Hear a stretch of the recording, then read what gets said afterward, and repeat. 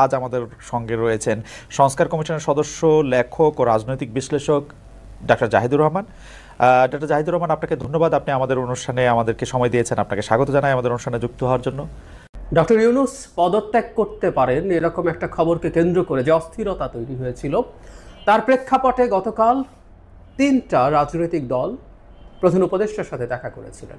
BNP, জামায়াতে ইসলামী, বাংলাদেশের আওয়ামী লীগের অবর্তমানে এই দুটোই সর্ববৃহৎ দল, সুতরাং এই দুটো যেতেই পারে। যদি একটা প্রশ্ন আছে, জামায়াতে ইসলামের নিবন্ধন নেই, এখন পর্যন্ত তাদের নিবন্ধন স্থগিত আছে, সেটা শুনানি চলছে। আর এনসিপিও গেছে, এনসিপিরও নিবন্ধন নেই এবং এনসিপি কোন বিবেচনায় এতটা প্রায়োরিটি পায় এই প্রশ্ন আছে। আর জবাব সম্ভবত আমরা জানি, এটা ডক্টর ইউনূসের নিজের দল, এটা সরকারের দল, এটা কিংস পার্টি। সে কারণে জনাব নাহিদ ইসলাম তারও আগের দিন ডক্টর ইউনূসের সাথে দেখা করতে পারেন। এখন কেউ কেউ বলছেন এই বৈঠকগুলো হওয়ার মাধ্যমে যে উত্তেজনা তৈরি হয়েছিল সেটা অনেকটা সামলানো গেছে। আমি বিশ্বাস করি না। আমি এই যে বক্তব্য যাদের, এই ইন্টারপ্রিটেশন যাদের, আই ডোন্ট বাই দিস। আমি কোনোভাবেই মনে করি না এই বৈঠকগুলো কিছু অ্যাড করতে পেরেছে, বরং কিছু নেগেটিভিটি হবারও সম্ভাবনা আছে। কেন আমি মনে করছি? এনসিপিকে ধর্তব্যের মধ্যে রাখার কিছু নাই। আই রিপিট, এনসিপিকে ধর্তব্যের মধ্যে রাখার কিছু নাই। দিনের শেষে যখন রাজনীতি মাঠে গড়াবে, ভোটের রাজনীতি হোক আর মাঠে শক্তি প্রদর্শনের রাজনীতি হোক, তাতে এনসিপি কিছুই না। শুধুমাত্র সরকারের প্রিভিলেজ প্রাপ্ত বলে তারা এই জায়গায় আছেন। আর আমাদের একটা সহানুভূতি অনেকেরই আছে, আমার নিজেরও আছে। এখানে যারা নেতৃত্ব দিচ্ছেন তারা এই জুলাই আগস্টে যে গণ অভ্যুত্থান, তাতে গুরুত্বপূর্ণ ভূমিকা পালন করাদের মধ্যে আছেন। আরও অনেকে করেছেন, তারা তার মধ্যে আছেন। সেই কারণে বাকিদের কথা আমরা যদি মনে করি, জামায়াতে ইসলামী বা বিএনপি, বিশেষ করে এই মুহূর্তে বিএনপির সাথে সরকারের ইন্টারাকশন কি আমাদের ট্রাস্টের ডেমোক্রেটিক ট্রান্সফরমেশন, সেটার উপর ডিপেন্ড করে। আরও যদি যোগ করতে চাই, সরকার, বিএনপি এবং সেনাবাহিনী, বাংলাদেশে এই মুহূর্তে এই 3টা জিনিসই সবচেয়ে বেশি গুরুত্বপূর্ণ। তাদের মধ্যকার যে ইন্টারাকশন, তাদের মধ্যকার যে সব কিছু মিলে একটা ইকুইলিব্রিয়ামের পয়েন্টে পৌঁছা, এটার উপরে ডিপেন্ড করবে। আমি জানি অনেকেই তাত্ত্বিকভাবে বলতে আসবেন মিলিটারিকে আলাদা এন্টিটি হিসাবে আমি দেখাচ্ছি কেন। আমি শুরু থেকেই বলেছি, এই গণ অভ্যুত্থান পরবর্তী সময়ে আমরা পছন্দ করি বা না করি, আমরা চাই বা না চাই, এই ধরনের একটা কিছুটা সেপারেট এন্টিটি মিলিটারির আছে। যাই হোক, আমরা মূল জায়গায় দেখব যে কি হয়েছিল, এবং বিএনপিকে ডেকে নেওয়া বা বিএনপি যাওয়া, লাভের লাভ কিছু হয় নাই, কিচ্ছু কাজ হয় নাই। এবং আমি মনে করি যে সরকারের সাথে বিএনপি যে দূরত্ব ছিল, সেটা রাদার বাড়ার সম্ভাবনা তৈরি হয়েছে। তার আগে একটু জানতে চাই যে কি কথা হলো। মানে আমরা পরবর্তীতে যে দেখেছি, প্রত্যেকটা দল বেরোনোর পর ব্রিফ করেছে, বিএনপি তার নির্বাচনের জন্য একটা স্পেসিফিক রোড ম্যাপ চেয়েছেন। তারা উপদেষ্টা পরিষদ পুনর্গঠনের কথা বলেছেন। তাদের বিতর্কিত উপদেষ্টা, আমরা জানি 3জন উপদেষ্টার অপসারণ চাইছেন তারা, নিরাপত্তা উপদেষ্টা এবং 2 ছাত্র উপদেষ্টা।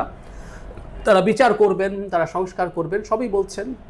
জামায়াতে ইসলামী বেরিয়ে এসে নির্বাচনের ব্যাপারে খুব স্পেসিফিক টাইম না হলেও তারা ইঙ্গিত দিয়েছেন যে মিড ফেব্রুয়ারির আগে, মানে রমজানের আগে অথবা সর্বশেষ রমজান, মানে ঈদের পরপর, এরকম একটা মোটামুটি একটা স্পেসিফিক ডেটের দিকে যাওয়ার কথা তারা বলছেন। তবে তারা সংস্কার, বিচার এগুলো দৃশ্যমান করার কথা বলেছেন।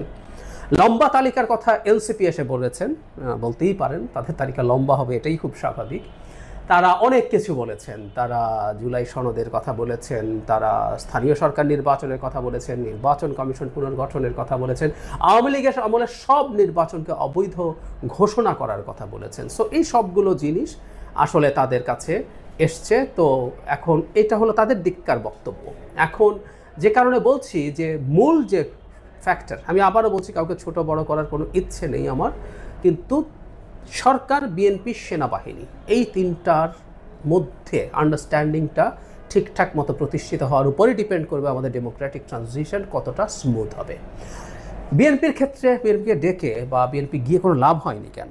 মানে ডক্টর ইউনূস অত্যন্ত বাজে একটা বার্তা দিয়েছেন। ডক্টর ইউনূস হুইমজিকলি কাজ করেছেন তা মনে করি না, কিন্তু এই বার্তা উনি বিএনপিকে দিয়েছেন, জাতিকেও দিয়েছেন। সেটা হচ্ছে বিএনপির সাথে তিনি যখন বসেছেন, জনাব আসিফ মাহমুদ সজীব ভুঁইয়া, উপদেষ্টা পরিষদে যে কেউ থাকতে পারেন, আমরা আগে দেখতাম তার সাথে মিটিংয়ে সাধারণত সিনিয়র কোনো উপদেষ্টা, জনাব আদিলুর রহমান, জনাব আসিফ নজরুল, এই ধরনের লোকজন থাকেন।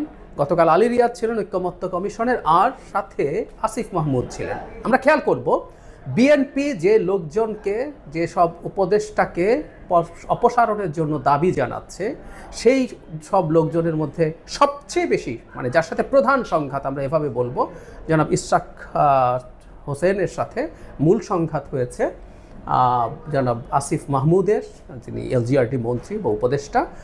তাকেই তারা রাখার মাধ্যমে বিএনপিকে প্রমাণ মানে বলে দিলেন যে তোমার কথার কোনো পাত্তা টাত্তা আমি আসলে দেব না। বিএনপির কথা পাত্তা নাও দিতে পারে, কিন্তু এই যে আসিফ মাহমুদকে এখানে রেখে বিএনপির সাথে মিটিংয়ে সরকার বিএনপিকে তাচ্ছিল্য করলো, সরকার বিএনপিকে বিদ্রুপ করলো, এটা বিএনপি, আমি আশা করি, আমি বিশ্বাস করি এটা বিএনপি বুঝতেও পেরেছে, বিএনপি এগুলো বুঝতে হবেও। তারও আগে মিটিং চাওয়া হয়েছে, যেটা সবচেয়ে হাস্যকর ব্যাপার। এই ধরনের একটা সংকটের মুহূর্তে ইভেন বিএনপির প্রতিও যদি, বিএনপির প্রতি উনি গোসা করেছেন প্রধান উপদেষ্টা ফর শিওর, এটা আমরা দেখেছি। কারণ বিএনপি যখন, বিএনপি এভাবে স্পেসিফিকলি না বলে আমরা এভাবে যদি বলি, যারা ইশরাক হোসেনের সমর্থকরা যখন রাস্তায় নেমেছেন, রাস্তায় ব্লকেট দিয়েছেন, তখন ওনাদের খুব গোসা হয়েছে, আর কারো ক্ষেত্রে হয়নি। সো বিএনপির উপর যদি ওনার গোসা থেকেও থাকে, বিএনপিকে ডেকে তার কথা বলা উচিত ছিল। এটা ব্যক্তিগত পর্যায়ে স্কুল বয়ের মতো ব্যাপার না যে আমি তোমার সাথে কথা বলবো না, আড়ি নিয়েছি। বিএনপি দফায় দফায় তার সাথে কথা বলতে চেয়েছে, জামায়াতে ইসলামী চেয়েছে, শেষ পর্যন্ত দেওয়া হলো। এবং অবিশ্বাস্যভাবে যেদিন, মানে গতকাল যখন তাদের দেখা হবার কথা, সকাল থেকে আবার এটা ছড়িয়ে পড়েছিল যে সাক্ষাৎ নাকি নাও হতে পারে। তো সুতরাং আসলে চাওয়া হয়েছে, অনেকে এই চাপ দিচ্ছে, সোশ্যাল মিডিয়ায় আলাপ হচ্ছে বলে উনি আসলে একটা দায়সারা, আমি এই জায়গাটায় আসছি, উনি আসলে একটা দায়সারা দেখা করেছেন বিএনপির সাথে। এনসিপির সাথে নিশ্চিতভাবে আন্তরিক দেখা তার হয়েছে, কারণ উনি ওদের প্রতি আন্তরিক, জামায়াতের সাথেও হতে পারে আমি জানি না, কিন্তু বিএনপির সাথে একটা দায়সারা বৈঠকই তিনি করেছেন। এর মাধ্যমে আসলে লাভের লাভ কিছু হয় নাই। ইভেন এই যে দেখা করে এই দাবি দাওয়া পৌঁছে দিয়েছে, বিএনপির সব দাবি দেওয়া তো উপদেষ্টা পরিষদ, প্রধান উপদেষ্টা জানেন, জামায়াত কি বলে তাও জানেন, এনসিপি কি বলেন তাও জানেন। তো এটা বসিয়ে লাভ কি হয়েছে?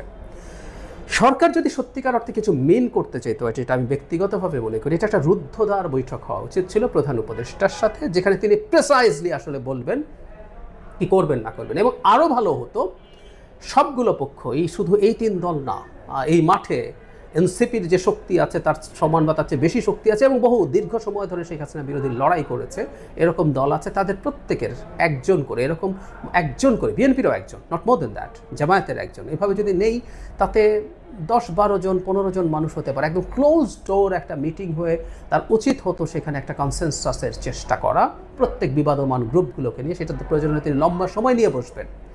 তিনি যদি সত্যিকার অর্থে চান যে এই সমস্যার সমাধান বা অন্তত উত্তেজনা প্রশমিত করবেন, তিনি সেটা চান নাই, তিনি সেটা চান না। আমি সকালে যে ভিডিও করেছি সেখানেই জানিয়েছি যে এটা এক ধরনের ইভেন হুমকিও আছে, যে তোমারই শুধু লোকটোক না, আমাদেরও জনগণ আছে, এবং এই জনগণের ইন্টারপ্রিটেশন, আবার কেউ কেউ গণভোটের কথা বলছেন, যে সেদিকে যাচ্ছি না, কিন্তু আমার মনে হয় এই জনগণ বলতে তিনি বোঝাতে চাইছেন তিনিও লোক নামাবেন মাঠে। মানে সরকার রীতিমতো বিএনপিকে চ্যালেঞ্জ দিচ্ছে, ধমক দিচ্ছে, এবং গতকাল বৈঠকে সেটা প্রমাণও করেছে।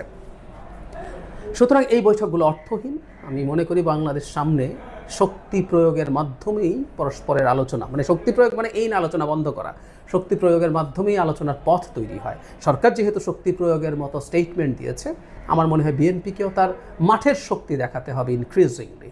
সে মানে এই না যে অবরোধ করে ফেলতে হবে, তাদেরকে প্রচুর সমাবেশ করতে হবে, তাদেরকে সমাবেশের মাধ্যমে তাদের দাবি দাওয়া জানাতে হবে, সারা দেশে তাদের কত লোকজন আছে এইটার শোকেসিং সরকারকে করতে হবে।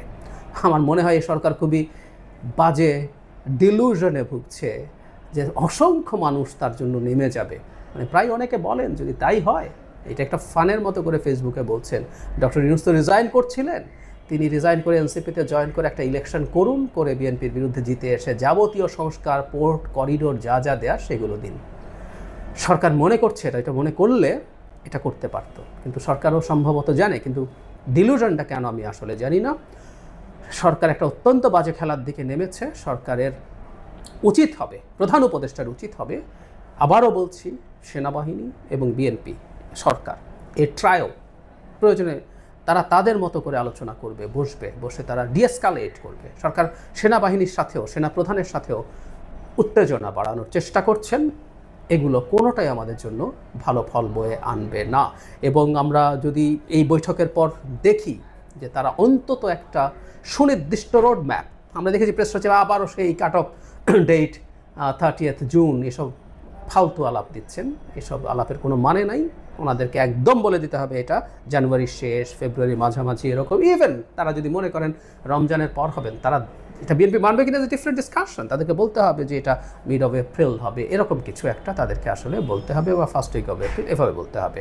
এটা যদি না হয়, এটা যদি না দেখি, তাহলে আমরা বুঝবো আদতে তাদের কোনো আন্তরিকতা এই সমস্যা সমাধানের ক্ষেত্রে নাই। তারা পরিকল্পিতভাবে দেশটাকে অস্থিরতার দিকে দিচ্ছেন। আগে বলতাম সরকারের একাংশ, একটু রাগঢাক করে বলতাম, এখন বলবো ডক্টর ইউনূসের নেতৃত্বে এই সরকার এই কাজটাই করছে।